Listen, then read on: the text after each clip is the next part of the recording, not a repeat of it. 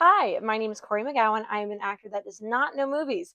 So every week, I sit down, I watch a movie or two, and I report back to you with my honest thoughts and reviews. This is Monday Night Movies. So this week, we're going to be talking about the movie Cold Storage, featuring Joe Keery, Georgina Campbell, and Liam Neeson. I'm so excited. So, fun fact before we get started, if you look up Cold Storage cast, it says like everyone's actor's name, character name, actor name, character name. Joe Keery does not have a character name. He just plays himself. That is not true. He actually plays a very specific character in this movie, but we'll get to that later. So our story starts in 1979, and NASA ends up going into space as one does, and they end up creating these like mold fungus mutations. But they end up sending it back down to Earth. But when they send it back down to Earth, it splits. Half of it ends up in the Pacific Ocean, and the other half ends up in Australia. So now it is early 2000s ish, and one of our characters, Dr. Martins, gets a very panicked phone call from a man in Australia basically saying, we're all gonna die. Come save us. Hey, Cartman. Carl! It's all gone! They've taken it all! Why are they doing this? Carl! Carl! Well, then Dr. Martins gets on a plane, gets to Australia, and is looking around. She ends up bringing two military agents with her, and it's Robert Quinn, Liam Neeson, and Leslie Manville playing Trini Romano. She ends up bringing those two with her. She's looking around. She can't find anybody. She's cooking, sees no one. They end up searching around and finding that everyone in this very small town in Australia, everyone was dead, found on their roofs, exploded. Every single one of them. So they're obviously flabbergasted. They're trying to figure out how these people all exploded, and they end up finding that when the two tanks split, one of the people in this town found the NASA container and put it in front of his house, thinking that people would want to see it. Well, then nobody really came and saw it, so then he just kind of had it in his front yard. So he was trying to clean it with water, soap, as one does, not knowing what was inside the tank. And there was a hole inside of it. So when you're adding all this water and soap and everything, it was the perfect playground to create even more mold and more fungus. And it basically overgrew the tank, infected the people, and the fungus was controlling their minds, telling them to spread. That's why they went onto the roofs and exploded. So very unfortunate, but Dr. Martins ends up taking a sample, and she's like, well, let's get this back to the lab. Guess there's nothing we can really do here. Like, everyone's dead. Well, they did not realize how fast the fungus grows and how fast it can kill you. So she scooped it all up, put it in her little, you know, container, was walking to her car. It got on her shoe. It killed her. So Robert Quinn and Trini Romano were flabbergasted. I have no other word than flabbergasted for this movie. They were very shocked to see that this girl just died. So they are like, okay, well, obviously this mold is a lot more than what we thought it was. We should probably bomb this area, stop the spread completely. My resolution? Airstrikes. Bomb them. Bomb them. Keep bombing them. Bomb them again. So the only part left of this mold is in this container. They end up taking it to Kansas, and they put it inside of a military facility so they can do some more research on it, how to stop it, whatever. It's not really a current problem. They pretty much took care of the problem in Australia, so it stopped the spread. But now they're like, okay, well, what else can we do with this? Well, as time went on, the military facility just kind of shut down over the years. It's been like 20 years. The military facility shuts down. They end up selling the government property, and it ends up getting turned into a storage facility. That's where we get cold storage. So our story started in 1979. That's when the tank split. In the early 2000s is when they discover that all these people have passed away. And now it is current day, 2025, 2026, give or take. And the story starts the story's already started, but like the story really kicks off when we meet one of our main characters, Tea Cake, played by Joe Keery. So Tea Cake is a newly out of jail gentleman trying to start his life over, and he really hates his job. It's a really, really, really shitty job at the storage facility, but it's the only place that has hired him outside of jail, so he is just trying to turn a new leaf over while still on probation.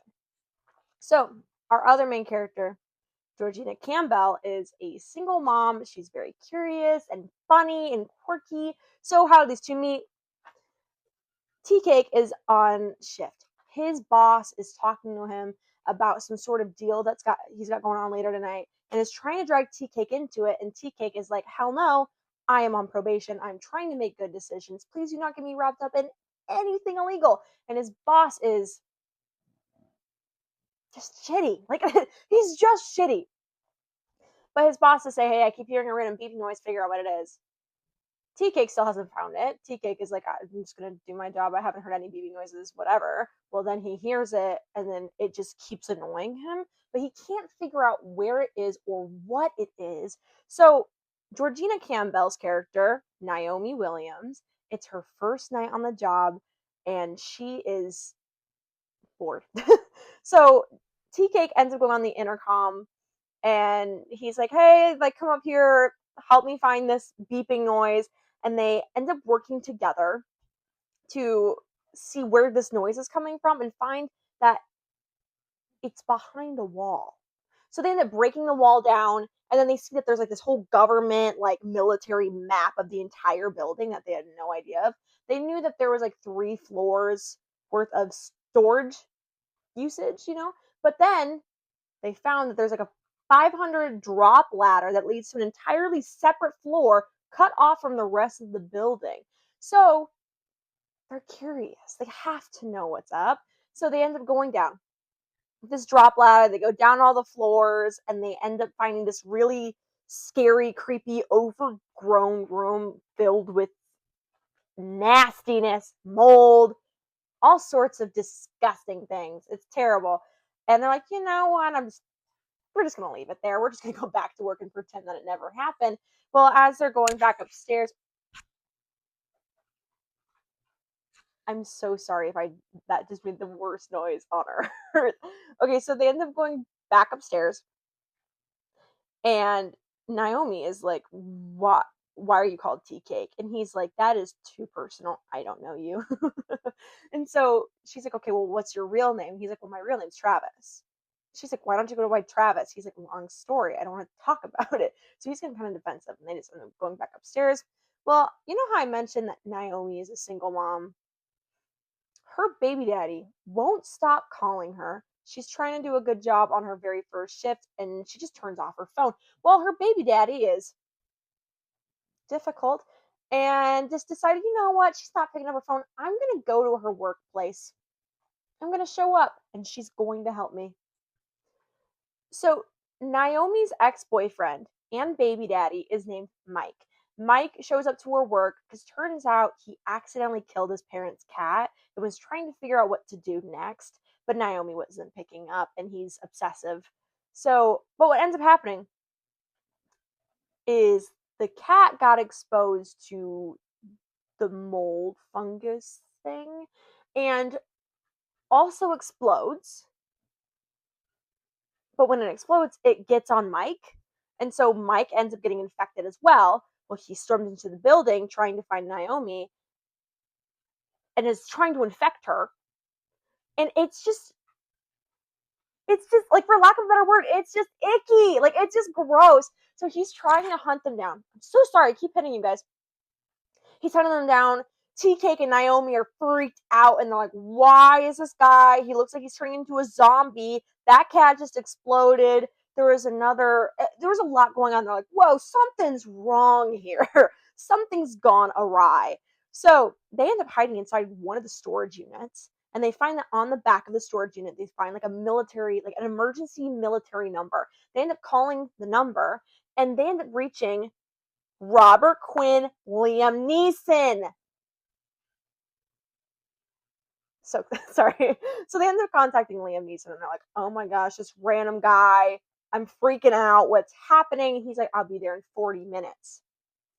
So, sorry, backtrack.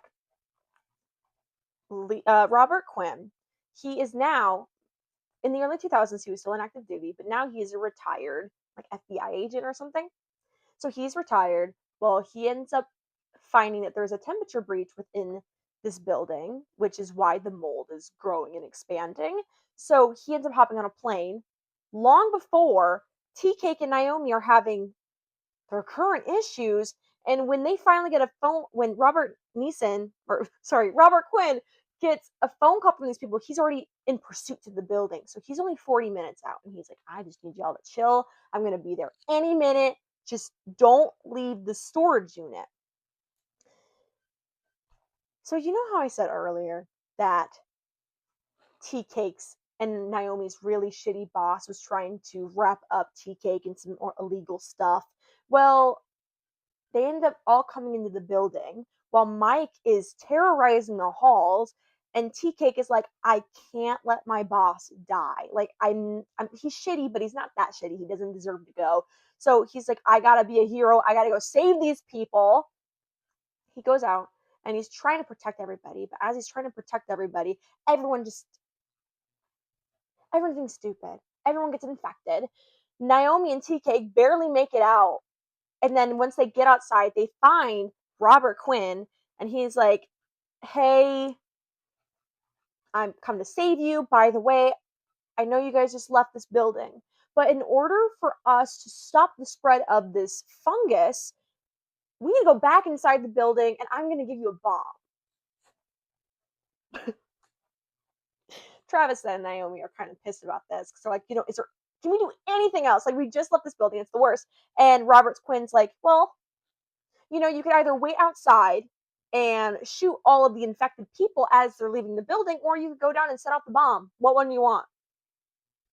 So Travis and Naomi end up going down the 500 drop ladder, going right down to the room where all the mold is, setting off the bomb, barely making it out alive. Crazy. Crazy, crazy, crazy. And one of my favorite scenes in this entire movie is obviously the boss and all of his really awful friends are getting infected. Well, there's like one person who's not infected yet, and she's like, well, like, what is happening? Like, that person's really messed up. What's wrong with him? And someone just yells, he's got COVID! That was like the best part of the film, because it was so good. This movie is so funny. It was perfect. So they end up leaving the building. They end up blowing up the entire everything. Everything's gone. They're blowing up.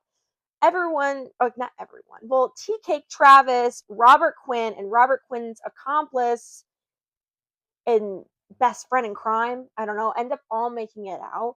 Robert Quinn ends up getting awarded many, many awesome things for basically saving the entire world from this terrible fungal epidemic.